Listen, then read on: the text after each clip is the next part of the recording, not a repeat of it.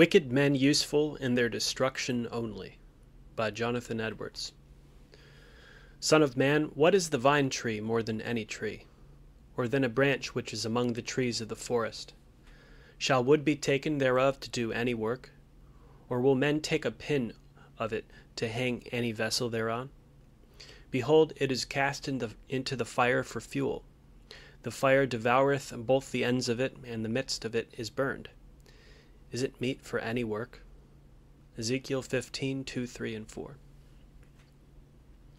The visible church of God is here compared to the vine tree, as is evident by God's own explanation of the allegory in verses 6, 7, and 8.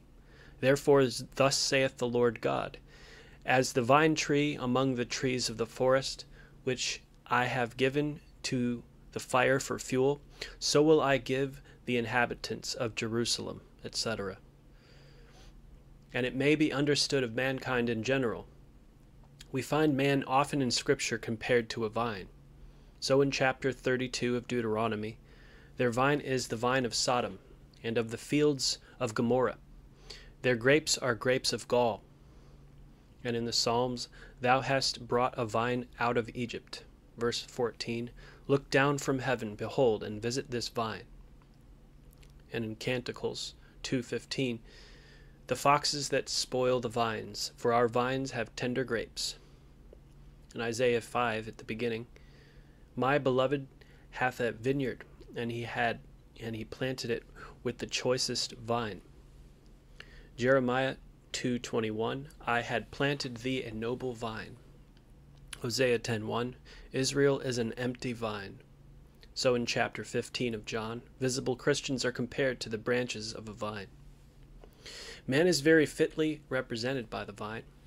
The weakness and dependence of the vine on other things which support it well represents to us what a poor, feeble, dependent creature man is, and how, if left to himself, he must fall into mischief, and cannot but help himself. The visible people of God are fitly compared to a vine, because of the care and cultivation of the husbandman or vine dresser. The business of husbandmen in the land of Israel was very much in their vineyards, about vines, and the care they exercised to fence them, to defend them, to prune them, to prop them up, and to cultivate them, well represented that merciful care which God exercises towards his visible people, and this latter is often in Scripture expressly compared to the former. In the words now read is represented 1. How wholly useless and unprofitable, even beyond other trees, a vine is, in case of unfruitfulness. What is a vine tree more than any tree, or than a branch which is among the trees of the forest? That is, if it do not bear fruit. Men make much more of a vine than of other trees. They take great care of it, to wall it in, to dig about it, to prune it, and the like. It is much more highly esteemed than any one of the trees of the forest. They are despised in comparison with it. And if it bear fruit, it is indeed much preferable to other trees, for the fruit of it yields a noble liquor, as it is said in Jotham's parable, Judges 9:13. And the vine said unto them, should I leave my wine, which cherisheth God and man?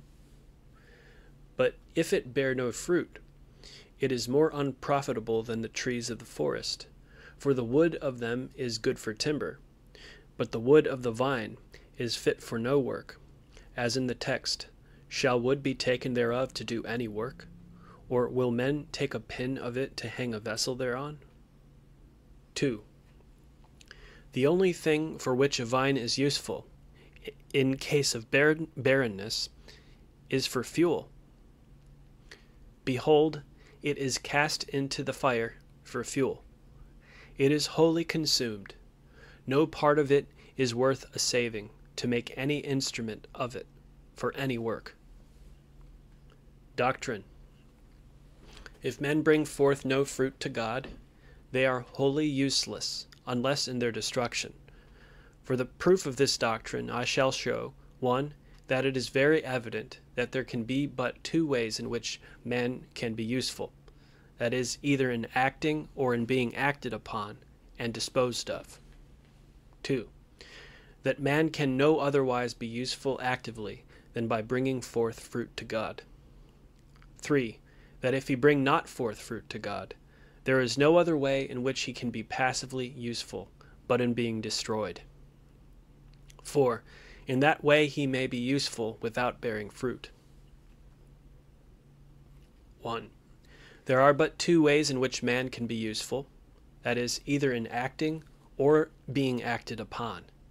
If man be an useful sort of creature, he must be so either actively or passively. There is no medium.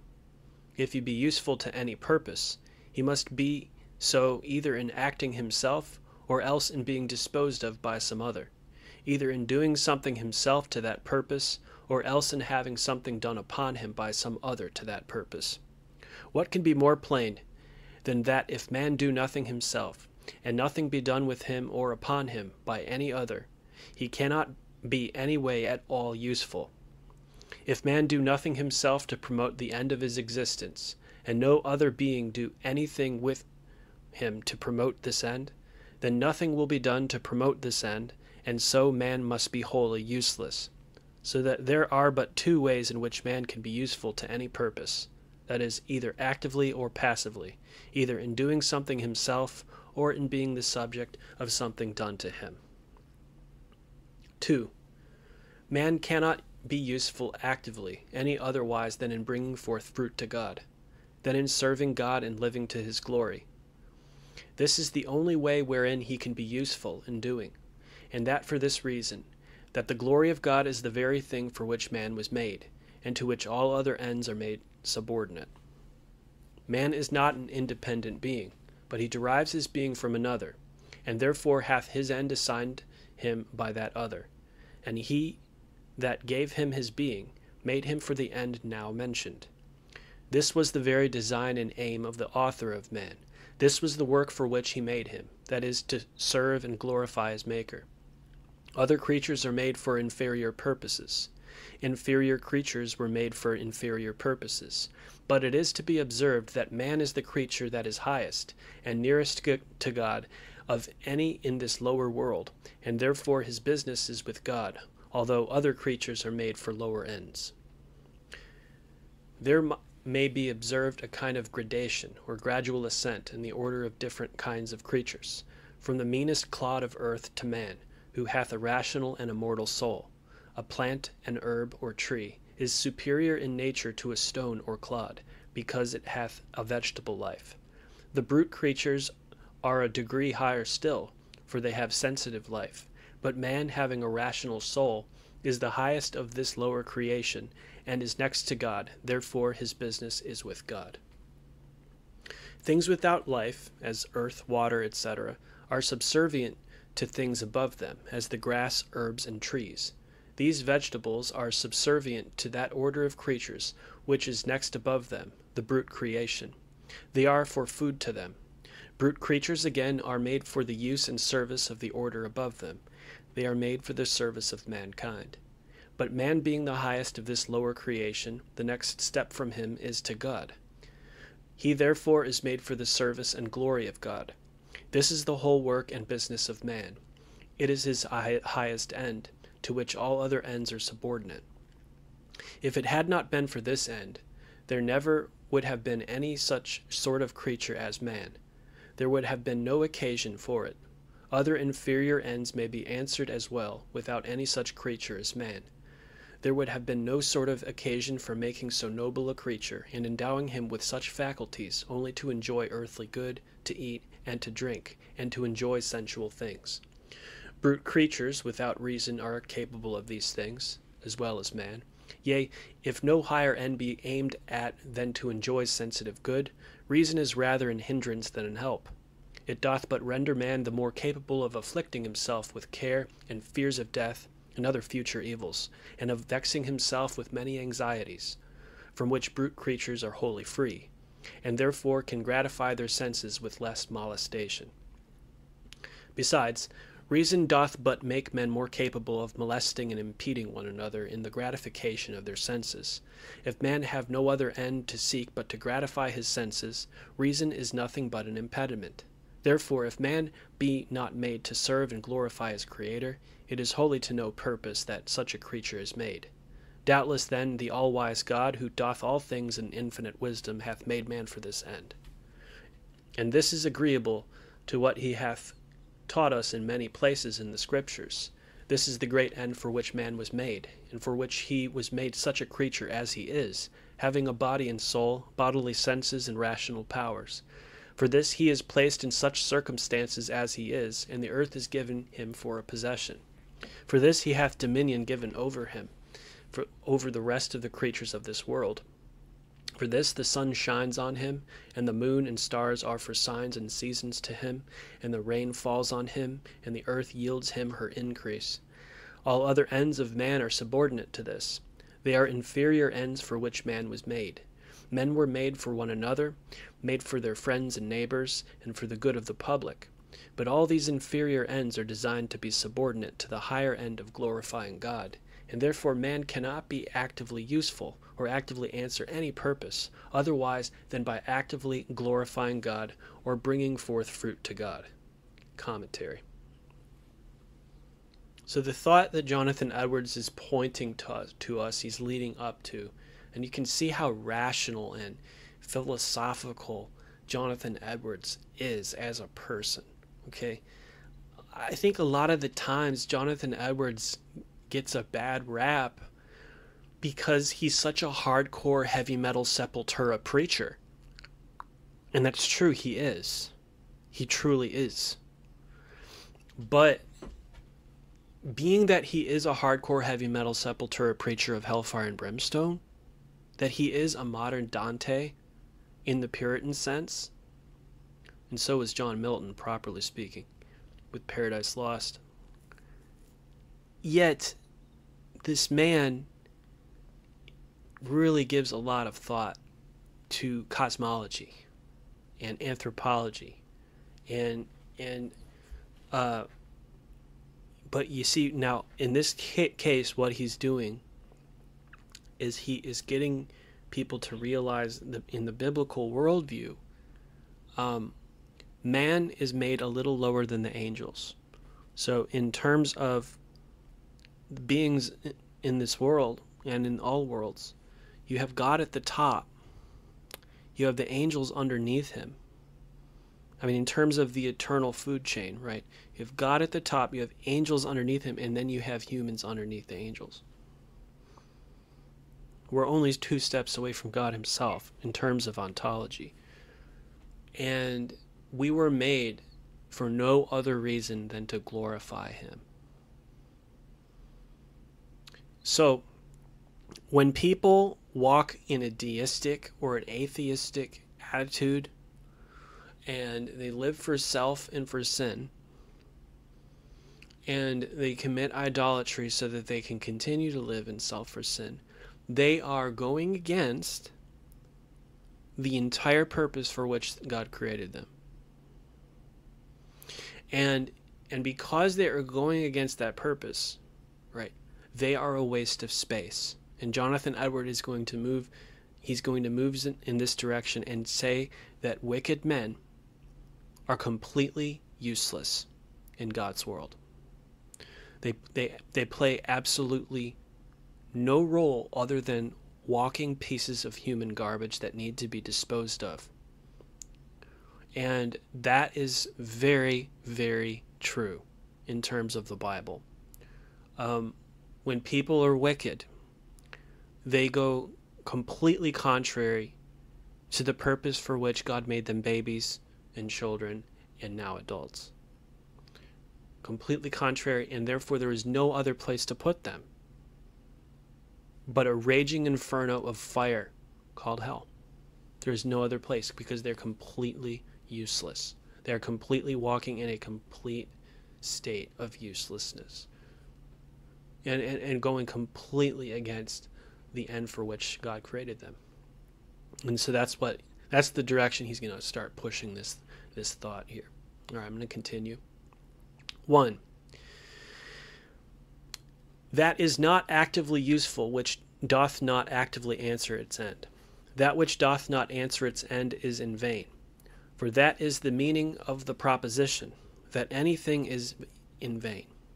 So that which doth not actively answer its end is, as to its own activity, in vain. 2.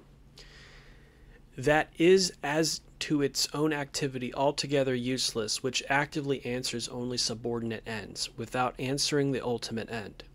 And that because the ultimate end is the end of subordinate ends. The notion of a supreme end, that it is the end of all inferior ends. Subordinate ends are to no purpose, only as they stand related to the highest end. The very notion of a subordinate end is that it is in order to a further end. Therefore these inferior ends are good for nothing, though they be obtained, unless they also obtain their end. Inferior ends are not aimed at for their own sake, but only for the sake of the ultimate end. Therefore he that fails of his great end of all doth as much altogether fail of this his end, and is as much to no purpose as if he did not obtain his subordinate end. I will illustrate this by 2 or 3 examples. The subordinate end of the underpinning of an house is to support the house, and the subordinate end of the windows is to let in the light.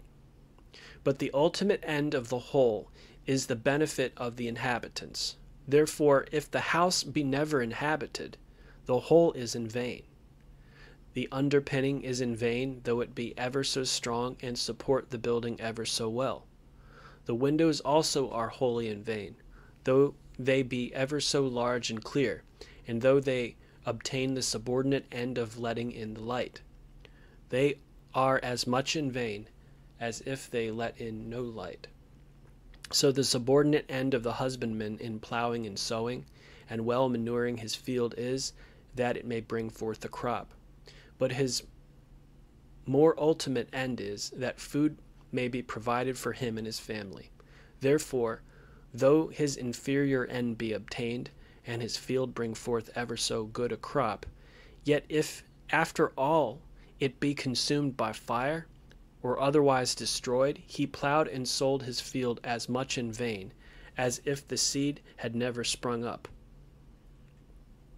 So if man obtain his subordinate ends ever so fully, yet if he altogether fail of his ultimate end, he is wholly an useless creature.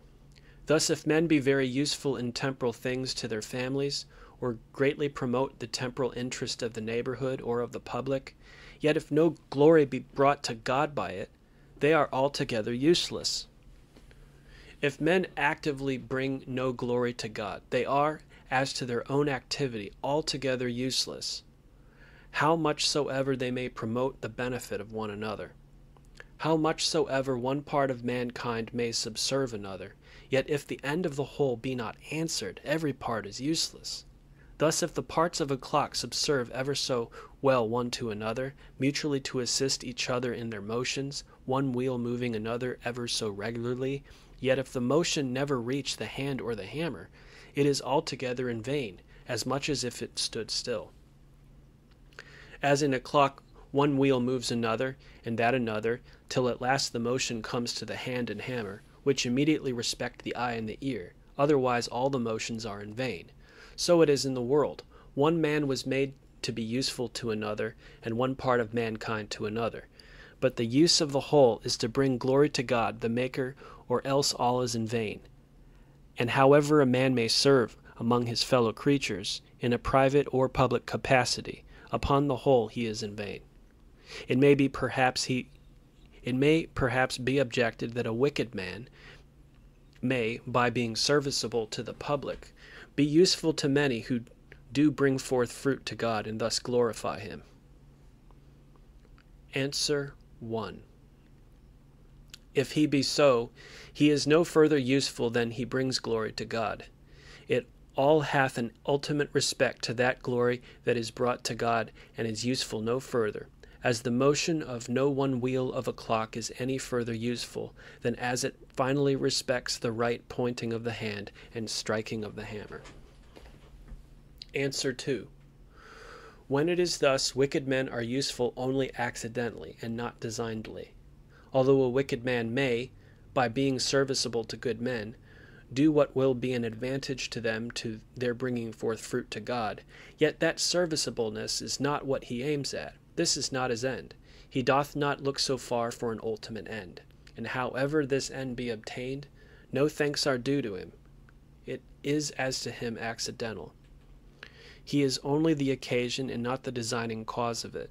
That fruit which is brought forth to the glory of God is not brought forth by him, but by others. The usefulness of such a man, being not designed, is not to be attributed to him as though it were his fruit. He is not useful as a man or as a rational creature, because he is not so designedly. He is useful as things without life may be. Things without life may be useful to put the godly under advantages to bring forth fruit, as the timber and stones with which his house is built, the wool and flax with which he is clothed. But the fruit which is brought forth to God's glory cannot be said for all that to be the fruit of these lifeless things, but of the godly man who makes use of them. So it is when wicked men put the godly under advantages to glorify God, as Cyrus and Artaxerxes and others have done. I'm going to comment there. So basically he said politicians, governors, mayors, presidents, kings are completely useless to God unless they glorify God somehow, some way. That's basically what he said there. 3. If men bring forth not fruit to God, there is no other way in which they can be useful passively, but in being destroyed. They are fit for nothing else. 1. They are not fit to be suffered to continue always in this world. God suffers them to live for the present, but it is only for a certain season. They are here in a transitory state. It is not fit that this world should be the constant abode of those who bring forth no fruit to God. It is not fit that the barren tree should be allowed always to stand in the vineyard. The husbandman lets it stand for a while, till he digs about, dungs it, and proves it to be incurable, or till a convenient time to cut it down some. But it is not fit that such a tree should stand here always. It is not fit that they who bring forth no fruit to God should be suffered to live always in a world which is so full of the goodness of God, or that his goodness should be spent upon them forever. This world, though it is fallen, and is under a curse, and is a miserable place to what it once was, yet is full of the streams of divine goodness. But it is not fit that those who bring forth no fruit to God should always be continued in partaking of these streams. There are these 3 different states. A state wherein nothing but good, which is the state of the blessed in heaven. A state wherein is a mixture of good and evil, which is this earthly state. And a state wherein is nothing but evil, which is the state of eternal destruction and damnation. Now they that bring forth no fruit to God are not fit for either of the former. It is not fit that they should be continued in the enjoyment of any of the goodness of God. Commentary. I was thinking about why people have so much difficulty believing in hell, and there's 3 things that come to mind. Number 1 is sentimentality. They look at 1 John 4:8, where it says God is love, and they put a period there. See, God is love, period. They do the same thing with the blood of Jesus. Jesus died on the cross, period. Let's close the church service. Yeah, like as if there's no such thing as good works or obeying the Bible. God is love, period. Okay, that's it. Close the church service. As if God's not holy, as if God's not righteous, as if God's not just, as if God does not punish evil, right? God's just love, Jesus died on the cross for you. It's so shallow and selective and picking and choosing. And so it's based on a sentimentality, an idolatry of a man-made make-believe, idolatrous conception of God where you pick and choose parts of the Bible that work for you. It's an idol, okay? Right. The only way to escape from such idolatry, such man-made imaginations of an overly nice God that doesn't have moral attributes, it's just love, okay, that is idolatry. You know, if you want to not be doing that, right, you have to formulate your view of God based on reading the entire whole Bible from Genesis to Revelation. Then you will see all of his attributes. And when it comes to the topic of hell, you see these other attributes other than love coming into the picture. You see holiness coming into the picture because the law of God has been broken. The Ten Commandments have been broken in the most extreme manner. You see the justice of God coming into the picture because he's holy and he's righteous and he understands every criminal case. He understands every domestic case more than all of the policemen, more than all the detectives. He understands it all. Okay? And justice is maybe a thing that people just don't really understand because justice is very imperfect in this world. People complain about the American justice system, about how imperfect it is, how people, beat the rap and they don't really be given, they're given unfair sentences a lot of the times. And nobody's going to beat the rap with God, though. Okay, so God's justice is 100% perfect. And when we think about justice, it's really difficult, I think, for the common person to understand justice. And that's why hell is so difficult for people, other than the fact that it's a spiritual reality, right? Deism gets in the way. Hell is unbelievable for these people because of the same reasons that angels, demons, miracles, anything that's supernatural is unbelievable to them, because they're in deism. So the problem with that case, where this anti-supernaturalism comes in, is really based on deism. Okay, so if people have trouble believing in the existence of hell because it's in the spirit world, or it's in the unseen realm, or it's revealed through dreams and visions, those people are deists, and what they need is to read the Bible and trust the Bible and reshape their worldview.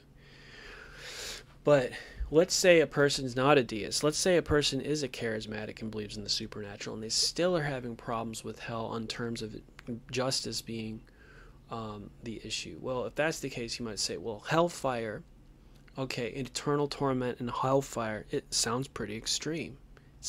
Doesn't seem proportionate to the sin that people are being sent there for.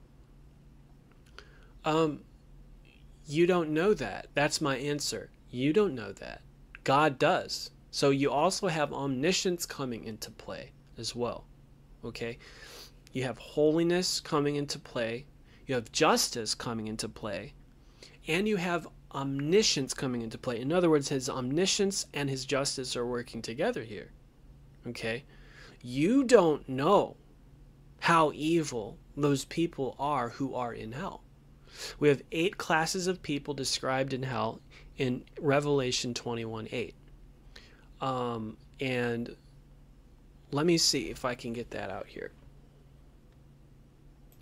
So in Revelation 21:8 KJV, it says, "The fearful and unbelieving and the abominable and murderers and whoremongers and sorcerers and idolaters and all liars," it's 8 classes of people, "shall have their part in the lake which burneth with fire and brimstone, which is the second death." Let's think about that. Okay, the fearful are the people that are ashamed of the gospel. Okay? Well, if you think that that's bad, it's, that it's not so bad, you don't understand the gospel. So now you need to understand the gospel, right? The unbelieving, again, these are people who refuse to believe. That doesn't take a rocket scientist to figure out that would make God mad, right? A person who has been shown evidence of God's existence and his spirit, and they stubbornly bat it away every time. What if you were God? Would that make you mad? And the unbelieving, people who refuse to believe, right? The abominable, these are people who are hateful. They're unreasonable. They're just hateful people. Bullies of all ages, right? People are just hateful. Murderers, serial killers. Yeah. I mean, in philosophy, the name Adolf Hitler is thrown around all the time to make a point, because he killed 6 million people who were innocent. But this isn't a philosophy class. This is a vision of hell. Murderers are in hell. Whoremongers, that is pimps, people who literally kidnap women and sell them into prostitution on pain of death. They're literally afraid of their lives. They are in danger of their lives. That's an extreme evil. And it's widespread today. The pornography industry is completely based off of human trafficking. Sorcerers. People don't believe in the existence of witchcraft today because it's deism again. Deism is blinding, spiritual blindness everywhere. It surprises me that people even go to church with such blindness. Sorcerers. If you understand sorcery, we're talking about satanic cults, okay, that are stamped out by police departments. And yes, it is a real criminal issue. Okay, satanic cults are usually connected with biker gangs and drug dealers, and they kill people, and they practice sorcery. And it's not just the weird rituals that God hates, but it's the use of demonic power to harm people that are good. That God hates that. It's extremely evil in his sight. So if you understand the occult, especially the dark side of the occult, it's not hard to figure how God would be incredibly angry at that sort of activity. Idolaters are people who are sexually immoral and they worship pagan gods so that they can gratify themselves. And all liars, people who habitually lie, it's not a slip of the tongue. These people lie to take advantage of people, and they're never brought to justice. Oftentimes these people are never brought to justice, and they die without repentance. Now, you mean to tell me that God's not extremely angry at people like that, and that he has nothing to do but extend unconditional love to them and bring them into the light and glory of heaven for all eternity? If that's what you believe, you have absolutely no conception of justice, and you're probably a criminal yourself, right? You might say, yes, but burning in fire forever. I just don't understand how you could say on the one hand God is love, and that he so loved the world, and then on the other hand other people are burning in fire forever. Well, if you're still wondering that, okay, it's probably because you have a very, very shallow understanding of the nature of evil. Whereas God has an omniscient understanding of it. Okay, let's say you went to an astronomy place, one of those facilities where you could look into deep space with a huge a planetarium. Let's say you went to a planetarium and you were looking at the beauty of the universe and the galaxies, and you were just stunned by the beautiful, intelligent design of the universe. And you're sitting there looking at this, and you're just praising the Lord, and you're understanding something about the nature of God and his heart, that he could create such powerful things and such beautiful things out there in the universe like that. And it just fills your heart with glory, with the sense of worship, to look at the stars like that and to worship God who made them. And then, as you're thinking about this, now you start to think about a serial killer who kidnaps 5-year-olds and then rips their heads off for pleasure. Okay. Now, am I getting through to you? Am I getting through to you? I know that was really sick, okay? But sick things happen. And they happen so much, and God sees all of it. And oftentimes these people are never brought to justice in this world. And they hate God. And they hate people, and they're sick. They're sick people. Now,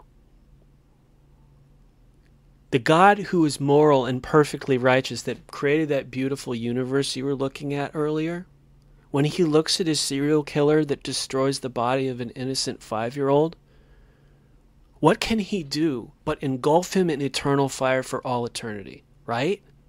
Am I getting through to you? It's not hard to understand once you really sit there and you chew on it and you really, really think about how evil people can be. Okay? And when you put them up against a perfectly holy God, right? Hell fire is a extremely reasonable response to extreme evil. Okay? Extreme holiness brought right up beside extreme evil equals hellfire for eternity. It's not hard to understand that when you really, really think it through. It is not fit that an unprofitable, unfruitful creature, who will not glorify his Creator, should always live here to devour the fruits of the earth and consume the fruits of divine bounty, to have the good things of this life as God's wool and his flax, his corn and wine and oil spent with him in vain. While a man lives in this world, the other creatures of the world are subjected to him. The brute creatures serve him with their labor and with their lives. The sun, moon, and stars, the clouds, fields, and trees all serve him. But it is not fit that these creatures should always be made to serve him, who brings forth no fruit to the Creator.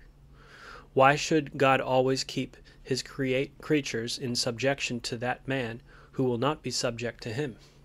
Why should the creation be always kept in such bondage as to be subject to wicked men?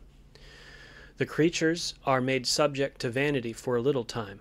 God hath subjected them to wicked men, and given them for their use. This, however, he would not have done, but as it is only for a little while, and the creatures can bear it through the hope of approaching deliverance. And otherwise, it would have been intolerable. Revelation 8:20, for the creature was made subject to vanity, not willingly, but by reason of him who hath subjected the same in hope. The creature doth, as it were, groan by reason of this subjection to wicked men, although it be but for a while. Romans 8:22, for we know that the whole creation groaneth, and travaileth in pain together until now. Therefore surely it would be no way fit that wicked men, who do no good, and bring forth no fruit to God, should live here always, to have the various creatures subservient to them, as they are now. The earth can scarcely bear wicked men during that short time for which they stay here, but is ready to spew thee out. It is no way fit, therefore, that it should be forced to bear them always. Commentary. I think that Jonathan Edwards is thinking about animal cruelty here. You know, this is the same time period as William Wilberforce, and as I was reading through that, I remember that movie Amazing Grace that came out about 10, 20 years ago about William Wilberforce, and there was this scene where a horse was being abused. It was being beaten way too hard, way too much, way too frequently, and William Wilberforce was really burdened about it. Like, well, no, don't beat that thing like that. Hold on, you know. And so I think that Jonathan Edwards is expressing a similar sentiment here. He's saying that wicked men do not care for their animals, right? There's a sense of animal abuse and animal cruelty. We're not talking about hunters. We're talking about people who, you know, mistreat their dogs. They mistreat their horses. They mistreat their animals, and God's mad at that, you know, because they're not doing what Adam was told to do, to have dominion over the creatures and be responsible right, and humane, right, to the animals, right? And so they're wicked. They're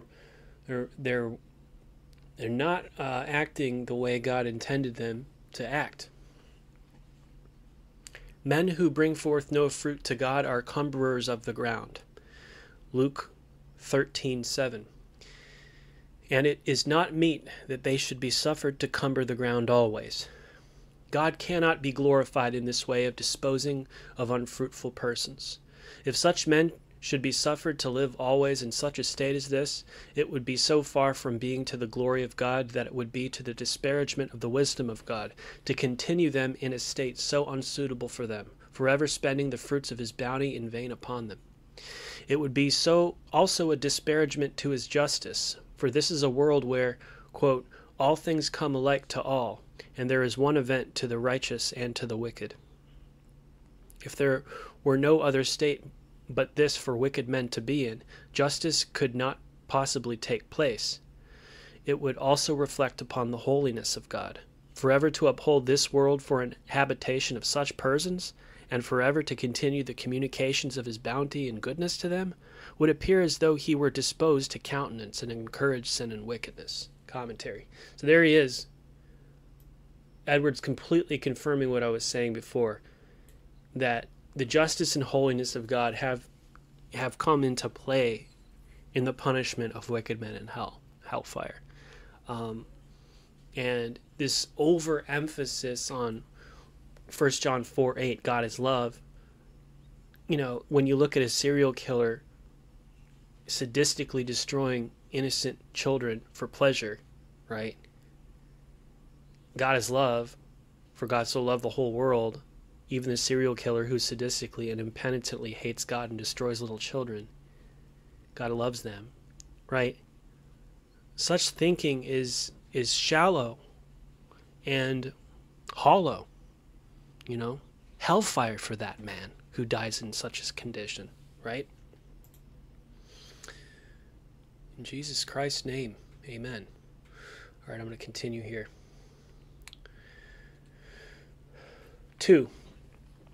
If men do not bring forth fruit to God, they are not fit to be disposed of in heaven. Heaven, above all others, is the most improper place for them.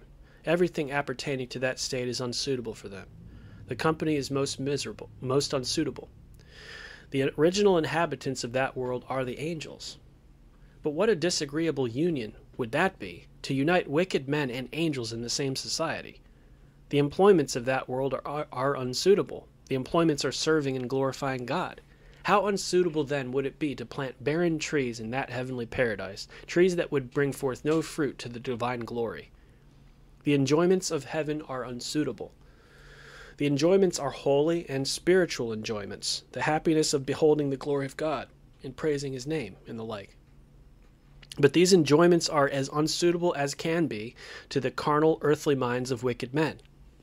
They would be no enjoyments to them, but on the contrary would be most disagreeable and what they cannot relish but entirely nauseate. The design of heaven is unsuitable to them. The design of God in making heaven was that it might be a place of holy habitation for the reward of the righteous and not an habitation for wicked men. It would greatly reflect on the wisdom of God to dispose of wicked men there, for it would be the greatest confusion. But God is not the author of confusion. 1 Corinthians 14:33. It would be contrary to the holiness of God to take wicked men so near to himself in his glorious presence, to dwell forever in that part of the creation which is, as it were, his own palace, and to sit at his table. We read in Psalm 5:4, Thou art not a God that hath pleasure in wickedness, neither shall evil dwell with thee. Therefore, it would doubtless be impossible that the end of the existence of wicked men should be in any wise answered by the placing of them in heaven. Commentary. Think about this. Think about how absurd universalism is.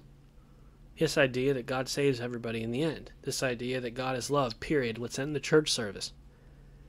That basically means serial killers who take pleasure in killing toddlers get to get to sit next to God's throne forever and ever and ever. How absurd is that?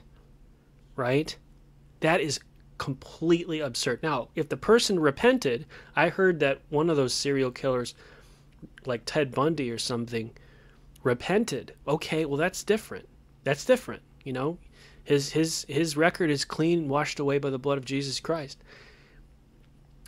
But I'm talking about people who die without repentance, unrepentant serial killers. They're going to be saved by the presence of God without faith in the blood and continuing to hate God for all eternity and still going to sit next to him because of his unconditional love? You're ridiculous. And there's no scriptural support for such a ridiculous idea either. Neither does it need it. It's just not common sense, right? It's ridiculous. It's laughable. You go ahead, mock at it, laugh at it, scoff at it. It's ridiculous to say that a serial killer should be sitting next to God in fellowship with him. I mean, that's way more ridiculous sounding than the belief in eternal punishment and hellfire for such people. 4. Men who bring forth no fruit to God, yet in suffering destruction, may be useful. Although they may not be useful actively or by anything which they do, yet they may be useful in what they may suffer. Just as a barren tree, which is no way useful standing in the vineyard, yet may be good fuel and be very useful in the fire. God can find use for the most wicked men. He hath his use for vessels of wrath as well as for vessels of mercy, as in an house where there is use for vessels unto dishonor as well as for vessels unto honor. 2 Timothy 2:20. In a great house there are not only vessels of gold and of silver, but also of wood and of earth, and some to honor and some to dishonor. Proverbs 16:4. The Lord hath made all things for himself, yea, even the wicked for the day of evil. I shall briefly take notice of what ends God accomplishes by it. 1. Unfruitful persons are of use in their destruction, for the glory of God's justice. It was the will of God to glorify his justice, as well as his mercy on his creatures.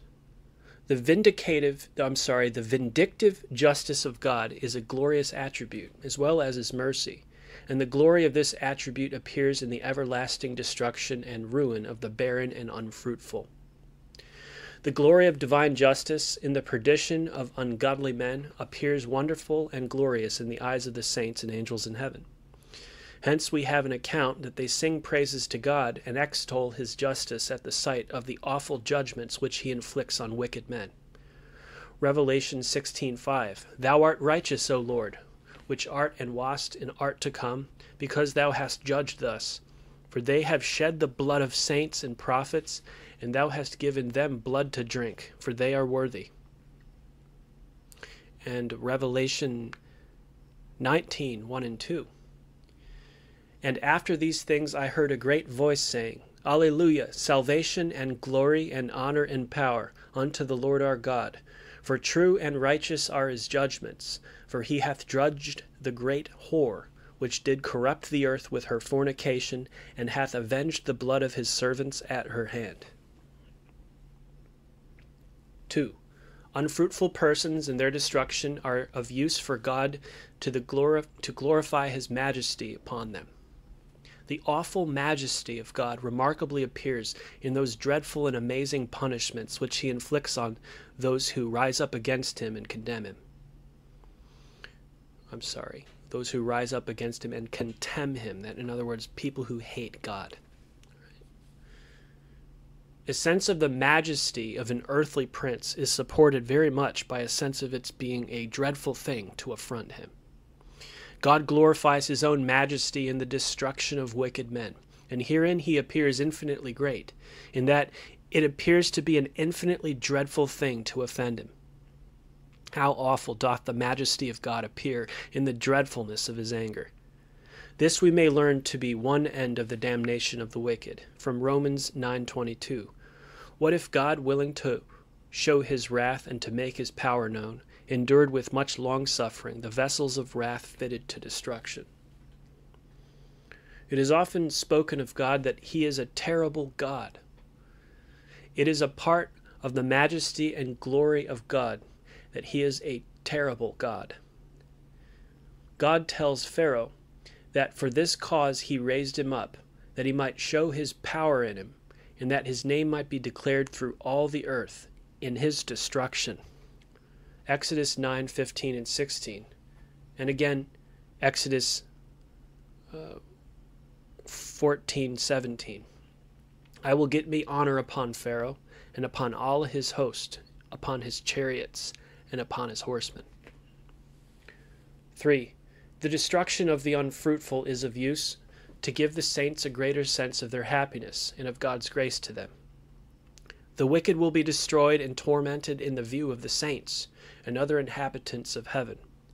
This we are taught in Revelation 14:10. The same shall drink of the wine of the wrath of God, which is poured out without mixture, into the cup of his indignation, and he shall be tormented with fire and brimstone, in the presence of the holy angels and in the presence of the Lamb. Commentary. The fact that they are burned with fire and brimstone, okay, by the wrath of God, okay, in the presence of the Lamb, tells us that Jesus is sort of like a prison warden over hell. And the holy angels are sort of like corrections officers over hell. And that their presence is the law enforcement element in hell. If their presence was removed from hell, okay, God's omnipresent. He can be in heaven and he can be in hell, okay? David said, behold, if I make my bed in hell, behold, thou art there. God is omnipresent, okay? So Jesus is in hell, supervising the law enforcement, the penalty system, the penal system down there, right? And therefore, the people who are in hell are not separated from God. They're separated from heaven, but they are not separated from God. Okay, in fact, what they are is they are tormented with fire and brimstone in the presence of the holy angels and in the presence of the Lamb. They are not separated from God. You can't come up with this grave, dark, shadowy Sheol concept, separation from God, throw away the hellfire.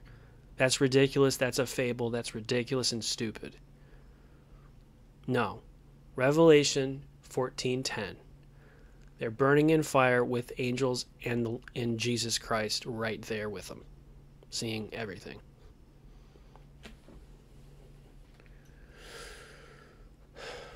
In the book of Isaiah, it says, Isaiah 66:24, and they shall go forth and look upon the carcasses of the men that have transgressed against me. For their worm shall not die, neither shall their fire be quenched, and they shall be an abhorring unto all flesh. When the saints in heaven shall look upon the damned in hell, it will serve to give them a greater sense of their own happiness, seeing how vastly different their case is from their own. The view of the doleful condition of the damned will make them the more prize their own blessedness. When they shall see how dreadful the anger of God is, it will make them the more prize his love. They will rejoice so much the more that they are not the objects of God's anger, but of his favor, that they are not the subjects of his dreadful wrath, but are treated as his children, are taken near to him to dwell in the everlasting embraces of his love. Commentary.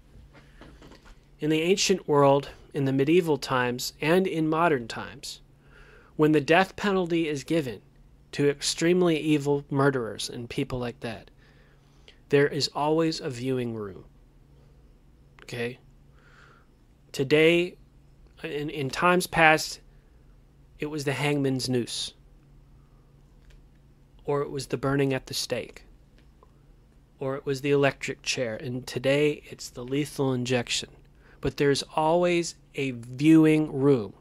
People sitting in a room, maybe with one-way mirrors, so they can finally see justice done to the man who killed their family member. That's what's going on here. We're talking about people sadistically watching people suffer? No. We're talking about people standing with God and looking upon something like a serial killer being executed in a viewing room. That's what's going on here.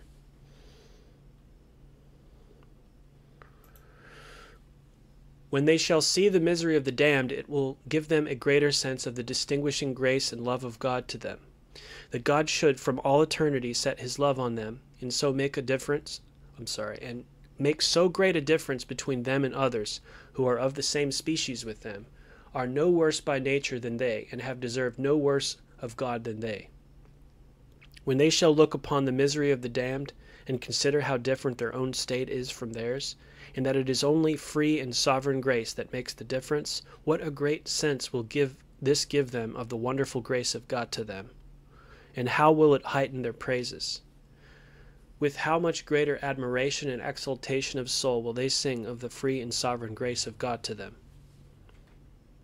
When they shall look upon the damned and see their misery, how will heaven ring with the praises of God's justice towards the wicked and his grace toward the saints?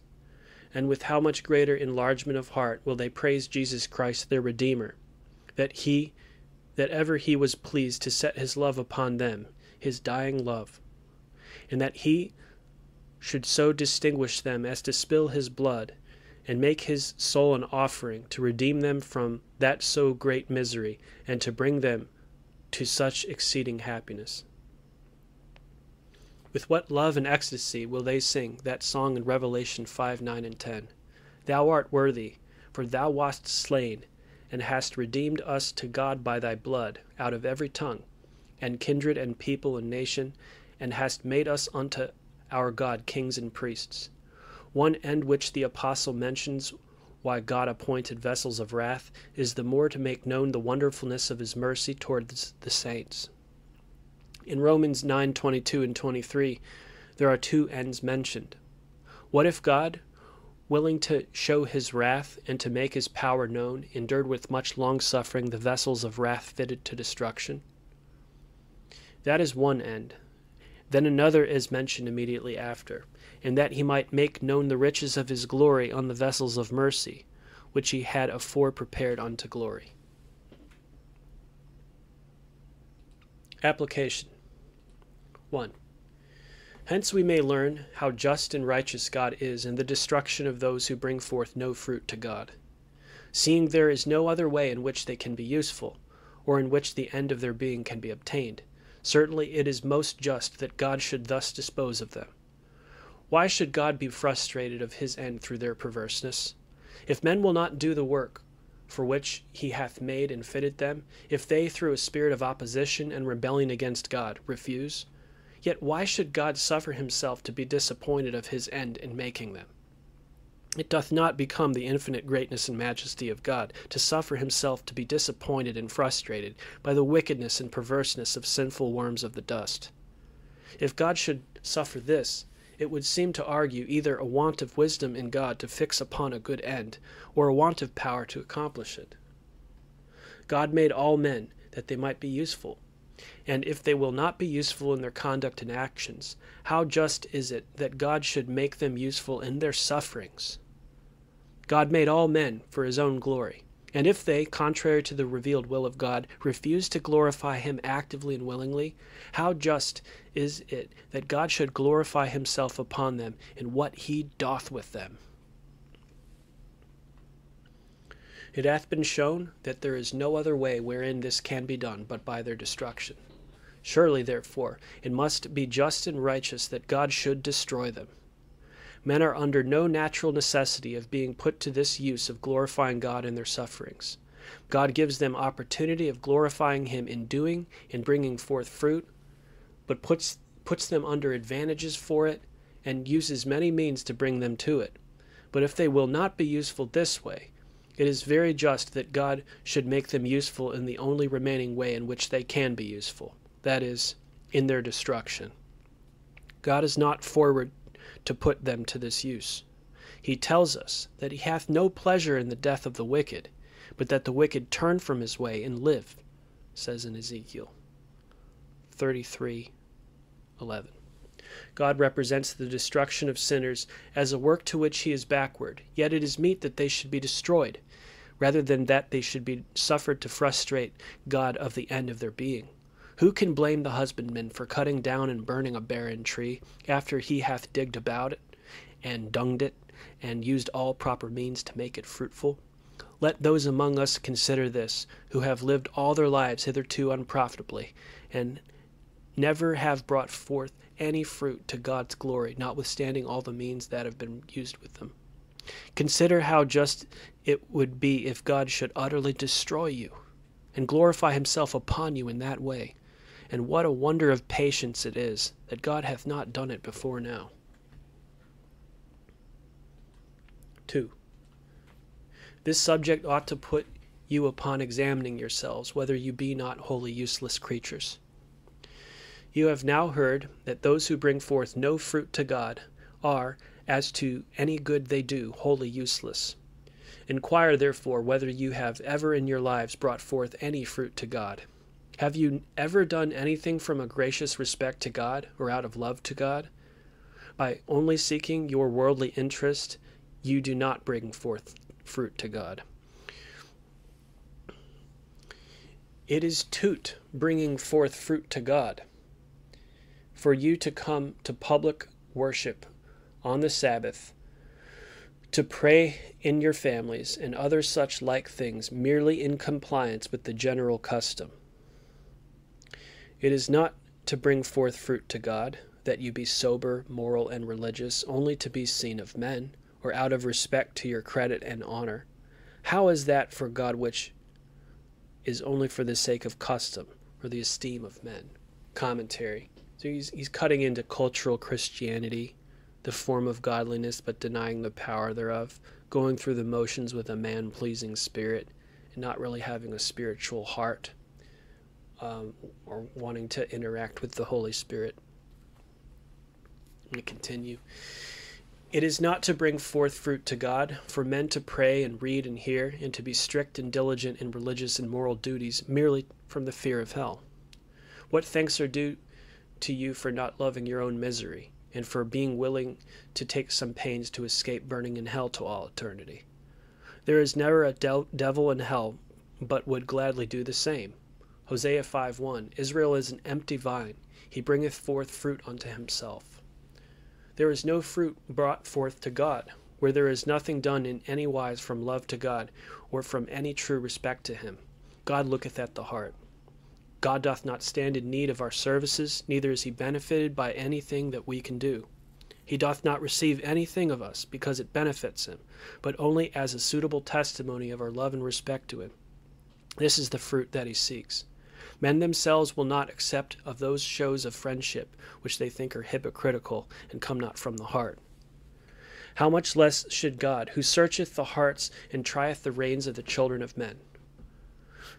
John 4:23, God is a spirit, and they that worship him must worship him in spirit and in truth. Inquire therefore whether you ever in your lives did the least thing out of love to God. Have you not done all for yourselves? Zechariah 7:5-6, When ye fasted and mourned in the 5th and 7th month, even those 70 years, did ye at all fast unto me, even unto me? When ye did eat, and when ye did drink, did ye not eat for yourselves and drink for yourselves? 3. Another use of this subject may be of conviction and humiliation to those who never have brought forth any fruit to God. If, upon examination, you find that you have never in all your lives done anything out of a true respect to God, then it hath been demonstrated that, as to anything which you do, you are altogether useless creatures. And consider what a shameful thing it is for such rational beings as you are, and placed under such advantages for usefulness, yet to be wholly useless and to live in the world to no purpose. We esteem it a very mean character in a person, that he is a worthless, insignificant person, and to be called so is taken as a great reproach. But consider seriously whether you can clear yourselves of this character. Set reason to work. Can you rationally suppose that you do in any measure answer the end for which God gave you your being, and made you of a nature superior to the beasts? But that you may be sensible what cause you have to be ashamed of your unprofitableness, consider the following things. 1. How much God hath bestowed upon you in the endowments of your nature. God hath made you rational, intelligent creatures, hath endowed you with noble powers, those endowments wherein the natural image of God consists. You are vastly exalted in your nature above other kinds of creatures here below. You are capable of 1,000 times as much as any of the brute creatures. He hath given you a power of understanding, which is capable of vastly extending itself, of looking back to the beginning of time, and of considering what was before the world was, and of looking forward beyond the end of time. It is capable of extending beyond the utmost limits of the universe, and is a faculty whereby you are akin to angels, and are capable even of knowing God, of contemplating the divine being and his glorious perfections, manifested in his works and in his word. You have souls capable of being the habitation of the Holy Spirit of God and his divine grace. You are capable of the noble employments of angels. How lamentable and shameful it is that such a creature should be altogether useless and live in vain. How lamentable that such a noble and excellent piece of divine workmanship should fail of its end and be to no purpose. Was it ever worth while for God to make you such a creature, with such a noble nature, and so much above other kinds of creatures, only to eat and drink and gratify your sensual appetites? How lamentable and shameful to you that such a noble tree should be more useless than any tree of the forest. That man, whom God hath thus set in honor, should make himself more worthless than the beasts that perish. Commentary. So there's what he's saying here is that, there's smart people. There's smart, intelligent, talented people in his church. And they're living like Epicureans. They're just going to work and just spending money on pleasure, and that's all they live for. They never write books to the glory of God. They never preach. They never evangelize. They don't help people. They have no compassion for the poor. They're not glorifying God in their lives. They don't care. They're unspiritual. They just go to work, and they spend money on pleasure, and that's it. That's all they're living for. They have nothing to show for it. They have nothing to show for it spiritually, right? They're useless. They're no different than animals. Eat, drink, and be merry. Epicureanism. That's what he's talking about. 2. How much God hath done for you in the creation of the world. He made the earth and seas and all the fullness of them for the use of man, and hath given them to him. Psalms says, the earth hath he given to the children of men. He made the vast variety of creatures for man's use and service. Genesis 1:28, have dominion over the fish of the sea, and over the fowl of the air, and over every living thing that moveth upon the earth. For the same purpose he made all the plants and herbs and trees of the field. Genesis 1:29, I have given you every herb bearing seed, which is upon the face of all the earth, and every tree, in the which is the fruit of a tree, yielding seed. To you it shall be for meat. He made the sun in the heavens, that glorious luminary, that wonderful globe of light, to give light to man and to constitute the difference between day and night. He also made the moon and the vast multitude of stars for the use of man, to be to him for signs and seasons. What great provision hath God made for man! What a vast variety of good things for food, and otherwise to be for his convenience, to put him under advantages to be useful. How lamentable it is that after all these things he should be an useless creature in the world. 3. How much is done for you in the course of God's common providence. Consider how nature is continually laboring for you. The sun is, as it were, in a ferment for mankind, unweariedly running his course from year to year and from day to day, and spending his rays upon man, to put him under advantage to be useful, every day giving him light, that he may have opportunity to behold the glorious wisdom of God, and to see and serve God. The winds and clouds are continually laboring for you, and the waters are going in a constant circulation, ascending in the air from the seas, descending in rain, gathering in streams and rivers, returning to the sea, and again ascending and descending for you. The earth is continually laboring to bring forth her fruit for your support. The trees of the field are laboring and spending their strength for you. And how many of the poor brute creatures are continually laboring for you and spending their strength for you? How much of the earth is spent upon you? How many of God's creatures are devoured by you? How many of the lives of the living creatures of God are destroyed for your sake, for your support and comfort? Now, how lamentable will it be if, after all, you be altogether useless and live to no purpose? What mere cumberers of the ground will you be, agreeably to Luke 13:7? Nature, which thus continually labors for you, will be burdened with you. This seems to be what the apostle means in Romans 8:20 and 21 and 22, where he tells us that the creation is made subject to vanity and brought into the bondage of corruption, and that the whole creation groans and travails in pain under this bondage. 4. How much is done for you in the use of the means of grace? How much hath God done to provide you with suitable means and advantages for usefulness? How many prophets hath God sent into the world in different ages, inspiring them with his Holy Spirit and enabling them to work many miracles to confirm their word, whereby you now have written the word of God, have the written word of God to instruct you. How great a thing hath God done for you, to give you opportunity and advantage to be useful, in that he hath sent his own Son into the world. He who is really and truly God united himself to the human nature and became a man to be a prophet and teacher to you and other sinners. Yea, he laid down his life to make atonement for sin, that you might have encouragement to serve God with hopes of acceptance. How many ordinances have been instituted for you? How much of the labor of the ministers of God hath been spent upon you? Is not that true concerning you, which is written in Isaiah 5 at the beginning, concerning the vineyard planted in a very fruitful hill, and fenced and cultivated with peculiar care and pains, which yet proved unfruitful? How much hath the dresser of the vineyard digged about the barren tree, and dunged it, and yet it remains barren? Consider what a shame it is that you should live in vain when all the other creatures that are inferior to you do glorify their Creator according to their nature. You who are so highly exalted in the world are more useless than the brute creation, yea, than the meanest worms or things without life as earth and stones. For they all do answer their end, in the way in which nature hath fitted them for it. None of them fail of it.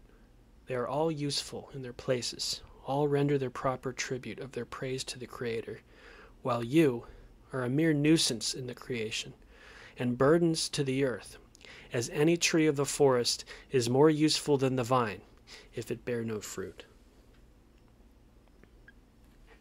4. Let me, in a farther application of this doctrine, exhort you by all means to bring forth fruit to God. Let it be your constant endeavor to be in this way actively useful in the world. Here consider 3 things. 1. What an honor it will be to such poor creatures as you are to bring forth fruit to the divine glory. What is such a poor worm as man that he should be enabled to bring forth any fruit to God? It is the greatest honor of the nature of man that God hath given him a capacity of glorifying the great Creator. It is what no other creature in this lower world can do in the same manner as man. There is no creature in the visible world that is capable of actively glorifying God but man. 2. In bringing forth fruit to God, you will be so profitable to none as to yourselves. You cannot thereby be profitable to God. Job 22, verse 2. Can a man be profitable to God? You may thereby be profitable to your fellow creatures, yet not so much as to yourselves. The fruit which you bring forth to God will be a greater benefit to yourselves than to anyone living. You will be more useful to yourselves than to anyone else. Commentary. I agree. I get spiritual benefit out of doing these theology podcasts. I'm washing my mind by doing this. And if somebody else's mind gets washed In the process, well, praise the Lord, But at the end of the day, here it is. We are unprofitable servants because we're only doing what was commanded us, right? The Great Commission. That's why good works can never provide merit. You're just doing what you're told, right? All right, we continue here. Although you are under a natural obligation to bring forth fruit to God, yet God doth not require it of you without a reward. He will richly reward you for it. In requiring you to bring forth fruit to him, he doth but require you to bring forth fruit to your own happiness. You will taste the sweetness of your own fruit.